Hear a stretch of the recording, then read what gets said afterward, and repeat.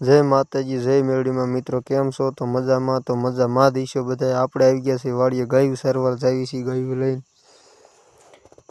આપણે આવી ગયા છીએ ઠેઠ વાડીઓના રસ્તે. આપણે આગળ જઈને ઊભા રહીશું આપણે, એટલે ડૂબા થઈ જાય આપણે હારે.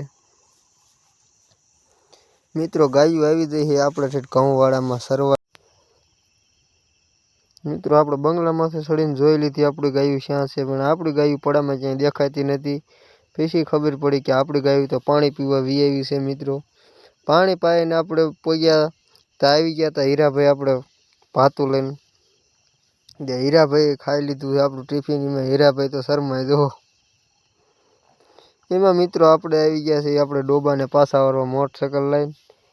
શેઢેથી પાછા વારીને આપણે વહેતા થઈ ગયા છે. તો અમારે જો બે મિત્રો અહીંયા ટ્રેક્ટરે ઊભા છે. એક તો ટ્રેક્ટરમાં જ બેઠો, એ પાસે ડિસ્કો કરી અહીંયા બેઠો.